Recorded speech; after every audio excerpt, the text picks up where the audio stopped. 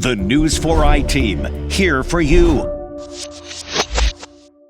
The I-Team obtained this map from the San Antonio water system showing the location of asbestos cement pipe, highlighted in purple. And as you can see, it's in use throughout the city, more than 2,000 miles of it, making up more than 27% of all SAWS pipe.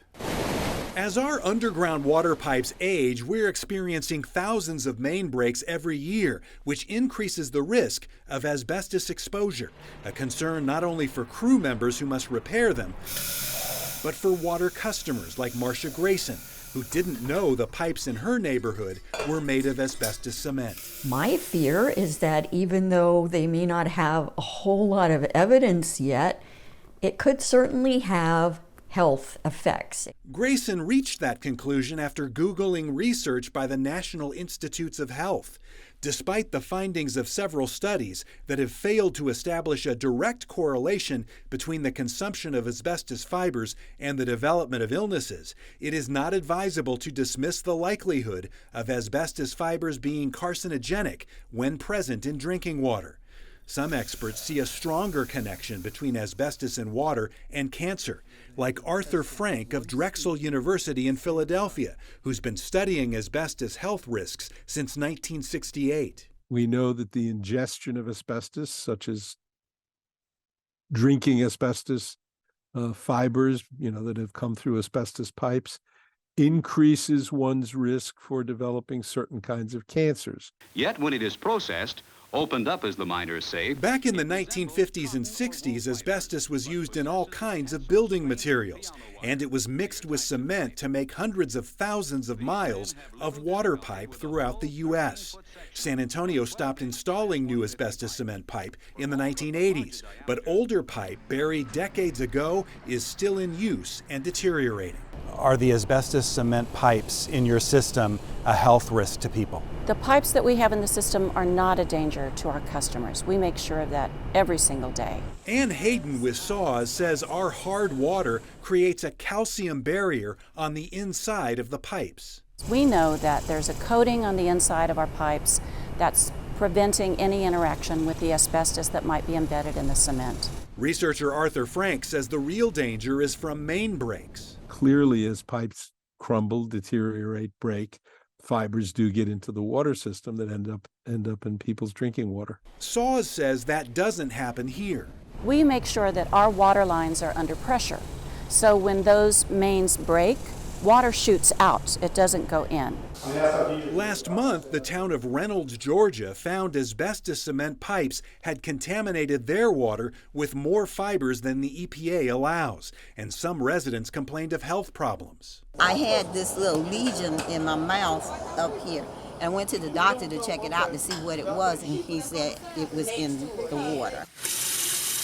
The EPA says water with less than 7 million asbestos fibers per liter is safe.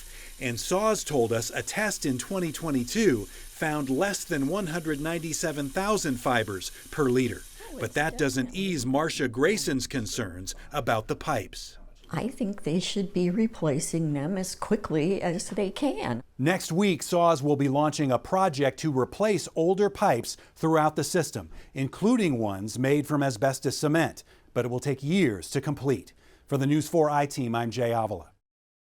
Well, the San Antonio water system says it's going to be laser focused on reducing leaks in water main breaks. At a board meeting today, it outlined a $550 million effort to replace older pipes. News 4i team reporter Jay Avila was there and asked about the asbestos cement pipes, which were the focus of his investigation just last week. SAWS' most recent water loss report filed with the state showed that it lost 21 billion gallons of water last year. That's 23.4%. It's going to be replacing the asbestos cement water pipes and other older pipe that is more prone to break. Our investigation last week showed some of the thousands of water main breaks SAWS repairs each year involve cement pipe containing asbestos. First installed decades ago, SAWS says they're safe to carry drinking water, but because of their age, they're being targeted for replacement. That pipe we're going to replace, a lot of it, with better pipe, different pipe that performs better over time. Jeff Habe, who has been put in charge of the project, says saws will replace them with high-density polyethylene pipes like these, which are similar to plastic. Saws doesn't believe the asbestos cement pipes pose a health risk, while some experts have voiced concerns. We know that the ingestion of asbestos, such as drinking asbestos fibers, that have come through asbestos pipes, increases one's risk for developing certain kinds of cancers. I need to better understand, how do we fix these things? So is it pipe replacement? Is it different types of infrastructure? Like, what is it that we would do? It was Habe who briefed SAW's board members on how his staff intends to reduce water loss from leaks and breaks. What was your reaction when you first heard the amount of lost water for last year? Unacceptable. And we discussed that in executive management team meeting, and we know we have to do better. The plan includes hiring 39 new workers and reorganizing crews to replace pipe while responding faster to repair breaks. It's time to have a different level of engagement on this issue. The SAW's board will hear more details in a special work session later this month and will likely vote on the plan in October. For the News 4i team, I'm Jay Avila. Hi, my name is Chloe from Workable. I'm Mike from 99 I'm Belinda. We have a job opportunity that you might find interesting. For a lot of us, these messages are non-stop. On a daily basis, about 2, give or take. They offer you a dream job and a high salary. I hate to be a dream crusher, but experts say they're not real. They're among the most common scams Texans are falling for. And they lift a lot of logos, they use official looking documents, a lot of the language checks out, and when you go to double check the company, they check out. The goal is to look believable, especially when so many people are looking for remote work or more money. John Massey says he gets up to 4 of these offers a day. And I just ignore and block the message, and I do not respond to it. Which is what experts recommend too. Or if you're like Lindsay Turzo. However, I said, sorry, I don't have any hands to type with. I use a system from 1984 that's built into a flux capacitor.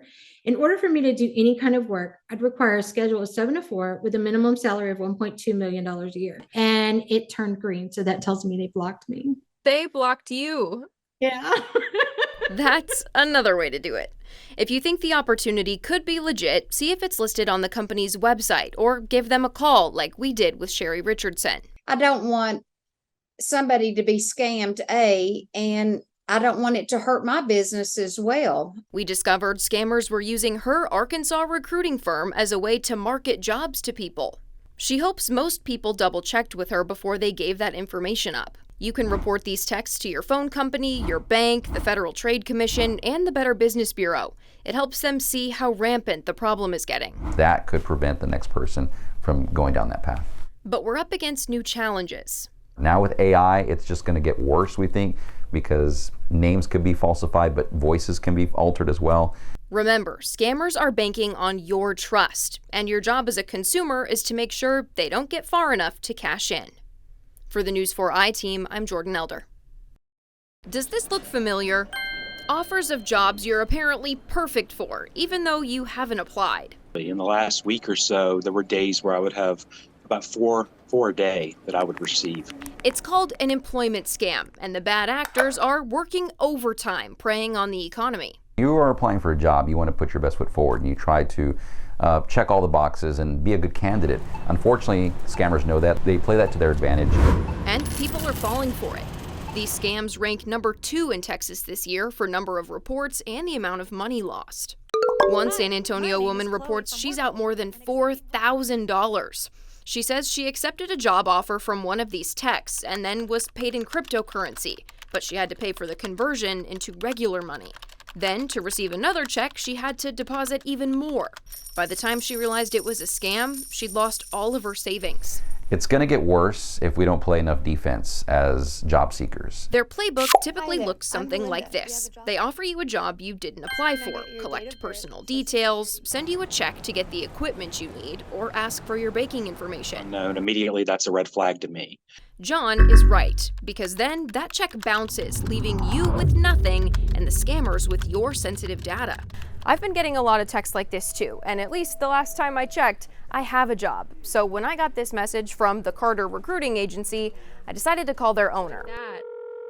Sherry Richardson confirmed she runs a real recruiting firm, but there is nothing real about this text. It's very scary. You've been in this business for decades now, so how did it make you feel when you saw that it was your company's name being used in these scams? This has never happened in the 35 years that I've been doing this type of work. And I felt very violated, and I felt very uncomfortable. Richardson tells me she's worried about what this might do to her business's reputation in Arkansas and beyond. But her biggest concern? I knew that somebody might fall for this scam, and no telling what might the consequences be. And I don't know a way that you can stop this. Especially when times are tough and remote jobs are in high demand, it's easy to fall for a scam like this. On Thursday, we'll show you how to make sure these scammers get out of your inbox and what to do if you've already given them some of your information. For the News 4i team, I'm Jordan Elder. $1 million and more that the city spends annually on graffiti removal. That is 2, 3, 4, sometimes even 5 times more than the city of Austin spends. But as the I-Team discovered, what the city considers to be graffiti is pretty broad. To show just how much more the city spends, take last year. San Antonio spent $1.6 million to remove graffiti across the city. That's more than what Austin has spent addressing that same issue over 4 years combined. But what is considered graffiti in both municipalities? Joshua Hinson, a chalk artist, can tell you. He's created these murals across the Alamo City and has faced arrests and citations. But in Austin? I feel like the response from the people, I feel like San Antonio is even more positive. But whenever it comes to Austin, the police love it. I mean, it's no bother for them at all. Hinson is currently fighting 2 citations issued to him by San Antonio law enforcement for having chalk and for crafting similar murals on city sidewalks. Being indelible. Put you in cuffs, take you in. Now you didn't get your go. Guys, he's telling me he's going to detain me.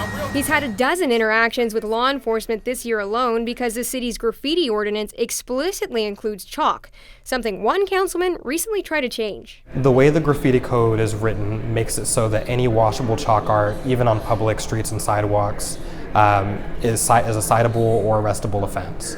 And that opens the door to criminalize communities, young people, folk who are just drawing or writing sidewalk chalk, which comes off in the rain, it fades away very quickly. It's not paint, it's not graffiti. But research shows that colorful murals, much like Hinson's, can actually deter this kind of traditional graffiti. Something the City of Austin's graffiti prevention tips also mention. And I think it shows the neighborhood is safer too, because to be able to put art out here, it has to be a little bit safe, like no one's coming out here and threatening me or anything like that. Hinson says he feels safest creating in Leon Valley, where he was arrested for sidewalk chalk and later settled a wrongful arrest lawsuit against the small municipality last year. And in Austin. He says he's apprehensive to keep chalking in San Antonio as long as his chalk remains a crime. I didn't get the support from a majority of my colleagues, which was really disappointing, but I hope that future iterations of council will consider it. For the News 4i team, I'm Mariah Medina.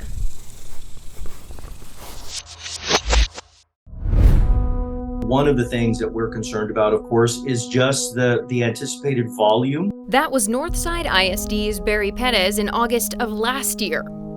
We were talking about a newly implemented law. It required students caught with any vape to be sent to an alternative school or disciplinary program. Now, a year later, we're starting to see the impact. Vast majority of our hearings are for vaping of some sort.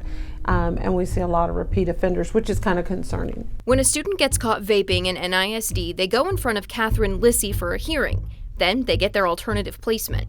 She says the vaping trend is clear and concerning. 5 years ago, we would get them every day. Now we get multiple every day. Northside isn't alone in that. We examined the data for several districts, looking at how many times vaping landed students in alternative programs. The districts classify things a little differently, but as you can see, for all of them, the impact is significant. But the concern about space for all these students is still looming. So we created what we called Second Chance Academy.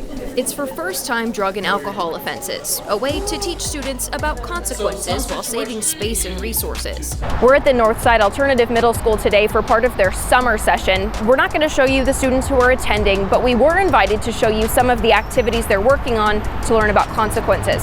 The only rule is we have to do the 100 and 200 points first. This program is for middle schoolers across NISD. All right, Captain, I need an answer. Cohorts hearing from guest speakers and doing research for the 10 days they're here. High schoolers get their own version at their own campuses. Yo, there it is. But not every district has the resources to create something like this, and experts say vaping is only going to get worse. It's unfortunately going to be a trend that's going to be here to stay. Especially with a law this strict, Lissy says no matter what method a district uses, it's important to send kids this message. No, you're still young enough. You made a bad choice. You still have time to turn it around. For the News 4i team, I'm Jordan Elder. It's a common sight this time of year. Pens and pencils, highlighters and notepads ready to be packed up and taken to school. But what if I told you not everything on this table is what it seems? Does anything look out of the norm to you? We put our coworkers to the test. No. If I were to tell you that some items on this table were actually vapes and not school supplies, are there any that you would suspect? The pen looks too bulky. Nope, that's really a highlighter. I wouldn't know at all. I want to say one of these highlighters. Do you think you would immediately know that it wasn't a normal school supply? Not at all. If you weren't looking for it, there's no way that you'd see that. Pens, highlighters, hoodies with vapes in the strings. These devices are getting easier to hide, harder to spot, and they're popping up in classrooms across the country. They're more bold. Sometimes they'll even do it in a classroom with a teacher there. Catherine Lissy with Northside ISD says it's a constant struggle. These are just a few of the traditional vapes the NISD Police Department has taken into evidence, but others hide in plain sight. The companies that are making vapes look a lot different. I mean, sometimes they could look like a highlighter or a coffee cup, not just traditional, what we're used to seeing. Well, that tells me that this is a trend that's here to stay. Dr. Lawrence Kwong is the chief of pediatric emergency medicine at Christus Children's Hospital. He calls vaping a national epidemic. Our state governing agencies need to, come down on these companies, right? I mean, they're skirting the law, willfully skirting the law, and targeting our youth. The federal government is taking action on this. The FDA sent this warning letter to the company that makes highlight vapes, which look almost identical to a typical highlighter. The agency writes that the product is concerning because it, quote, helps conceal the nature of the product as a tobacco product from parents, teachers, or other adults. Experts warn you to be on the lookout for these devices and talk to your kids about the risks associated with vaping. Schools are doing the same. It has to be all hands on deck, parents, public health, and the medical community. For the News 4i team, I'm Jordan Elder.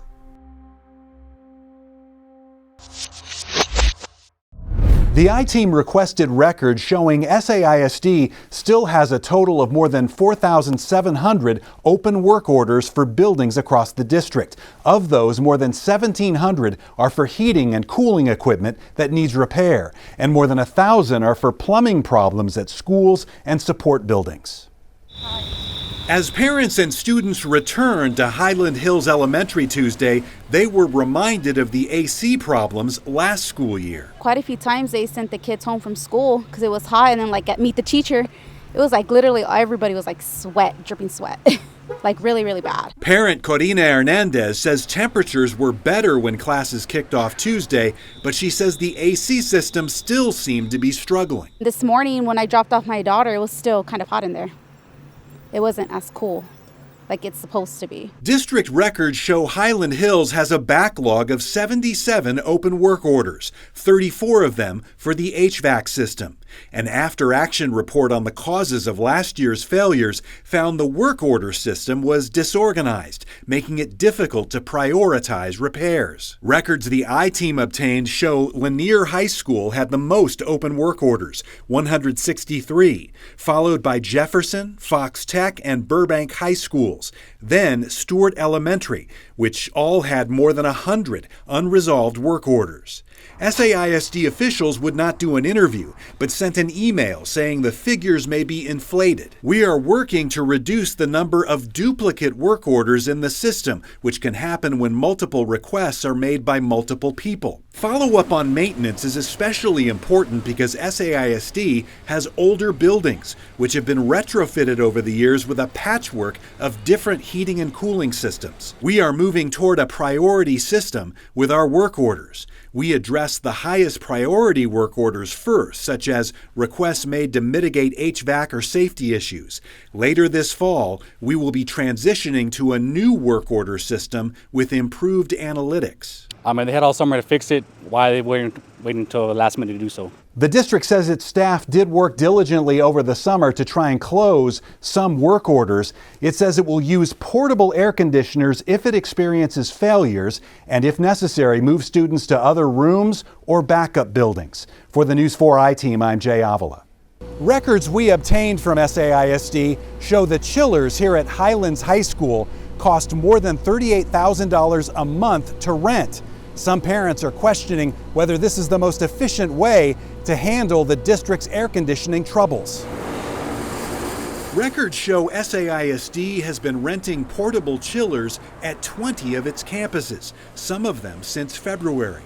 The startling price tag, more than $1.9 million in rental fees so far this year. I think it's just a temporary fix. It's just like placing a Band-Aid over something. Miranda Tirina says she had to pick up her 2 children from Highlands High last May because classrooms were too hot. While she's glad the chillers are keeping things cool, she's shocked by the cost. I think that monthly cost should go to replacing the chillers. Records show the district spent almost $200,000 already this year to rent the chillers at Highlands High.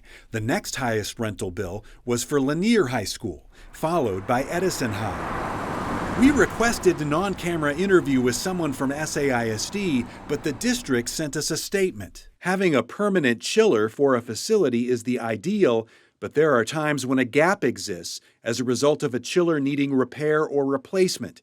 In all cases, we lease chillers only for as long as we need them, whether to cover a gap in a long-term bond project or for an immediate maintenance need. The district says 2020 bond money will pay for new chillers at Highlands, Lanier, and Edison High, which have the most expensive rental bills. They were ordered more than a year ago. But some of the rentals are coming out of the district's facilities budget. Some parents wonder what other needs that rental money could have been spent on. Makes me sad, because my kids deserve a better education. They deserve to be in a school where they're comfortable and that they're safe. For the News 4 I-Team, I'm Jay Avila. You need a license to drive a car and to serve food, as well as to cut hair. That'll grow back. But did you know that in the state of Texas, you don't need a license, much less need to be certified to teach? Now, leaders in education are sounding the alarm for state lawmakers. Over a third of the 49,000 newly hired teachers last year did not have a teaching certificate. That's over 16,600 uncertified teachers that we hired last year. Locally, just last year, under a third of the 4,300 plus newly hired teachers were unlicensed. And as a new statewide study from Texas Tech University pointed out, a whopping 72% of new teachers have never spent time in a classroom setting. So how is this impacting kids? That same study showing that students in those classes suffer about 4 months in learning loss when it comes to reading and 3 months in math. That's in comparison to students taught by certified teachers. Sadly, more than half of uncertified teachers quit within the first 3 years, which leaves our schools and our mentors to constantly train unprepared teachers. One of the biggest consumers of uncertified teachers locally, charter school districts. The pink bars account for what percentage of these districts' new hires are uncertified. But as leaders in the field testified last week, there are many upsides to the uncertified teacher program, like giving students access to experts in their field, engineers, architects, doctors. And beyond that, there is one group of uncertified educators that is outperforming the rest of its peers. Is that higher quality preparation programs, not just any certification program, and additional teaching experience can improve student outcomes. That includes increased opportunities practicing teaching in classrooms with real students matters. Second, teacher knowledge for how to teach their specific content area is one of the strongest predictors of student achievement. And finally, strong mentoring and job-embedded coaching practices lead to increased teacher effectiveness and student outcomes. So now experts are telling lawmakers the program needs improvement, calling on them to incentivize future educators to pursue high-quality certification programs. Whether they take action, one thing is certain. The new data is giving legislators some homework before the upcoming session. For the News 4i team, I'm Mariah Medina. Hundreds of tenants like Rosemary Garcia I have all my dishes piled up because I didn't have the water. at complexes across the city had been without water for hours by the time San Antonio Water System CEO Robert Puente notified the board of the utility's decision to disconnect water at least 4 complexes back in June. Tenants at those properties pay their landlord for rent and utilities, but it appears the utility wasn't getting their payment. The vast majority of our customers pay on time, take care of their debt. This situation was where these commercial customers were building up hundreds of thousands of dollars in debt. And unfortunately, that's something that's not fair to the rest of our customers. Among those landlords, one owed more than $240,000 in past due water bills across 350 units. Records show tenants were notified less than 24 hours before their water was to be disconnected, leaving them hours to fill their tubs and to stock up on drinking water. We talked about fairness a lot. Do you think that it's fair to hold innocent tenants responsible for the non-payment of their landlords? I think that anytime you deal with a business, whether it's an apartment complex or a styling salon, they have to pay their bills to be able to conduct business. City staff tried to stop the disconnections the morning of the scheduled shutoffs, pointing to a forecast of 8 inches of rain that impacted tenants may have had to navigate as they found other living arrangements. SAWS, however, was unmoved. An executive management analyst for SAWS told a code enforcement manager for the city, quote, "After consultation with my executive leadership team, SAWS feels comfortable holding to our current position." City Manager Eric Walsh sharing that correspondence with Puente, adding he had several requests to talk about with the utility CEO that day. In response to the email to the board, one member asked Puente whether SAWS provided the affected tenants with cases of water. Puente replied the city of San Antonio did. We asked to speak with Puente for this story. Instead, a spokesperson for SAWS answered our questions. For the person that's responsible to communicating with the media or doing outreach, that falls on me. Though emails to District 2 Councilman Jalen McKee Rodriguez make Puentes' position fairly clear. In one email, Puentes says that while the tenants are the innocent ones in the process, the procedures that SAWS takes works. The councilman wasn't impressed by the logic, writing back, quote, "It sounds like you believe because you achieved the ends you sought that the means, terrifying my constituents, were justified." McKee Rodriguez and Councilwoman Marina Gavito Alderete are championing an initiative that may change how SAWS handles shutoffs at multifamily properties where a landlord doesn't pay the bill.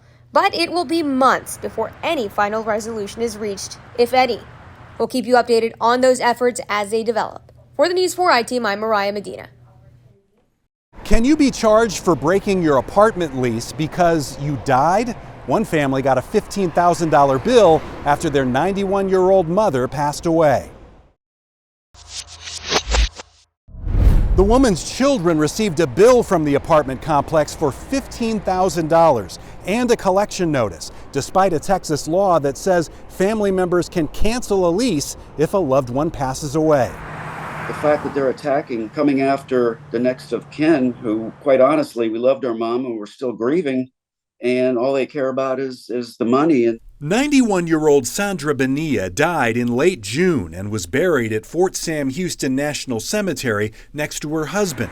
For more than 10 years, she lived at the Lodge at Chavano Park Apartments. At the time of her death, Bonilla had almost a year left on her 2-year lease. We went to the apartment complex, spoke with the leasing manager, and he told us that he would use the security deposit towards the cleaning and turning over the apartment, and that they would terminate the lease. But later, the family received this bill for $14,000 in accelerated rent and an $1,100 lease break fee. It even states the reason for her move out as deceased. They want the rest of the about a year's long worth of rent from a dead person. Our calls and email to the lodge at Chavano Park were not returned, so I went to the leasing office, where the manager told me he couldn't comment due to tenant confidentiality. I think it's pretty unusual. I've never heard of anybody trying to charge an estate or somebody who's deceased for rent before. Attorney Bill Clanton, who specializes in consumer and debt collection law, says a section of the Texas Property Code states a representative of the tenant's estate may avoid liability for future rent if they take 2 steps: remove all property from the apartment and provide a written notice of termination. And the landlord can only charge up to 30 days rent after the notice is received. The landlord can charge for about 30 days once the lease is terminated.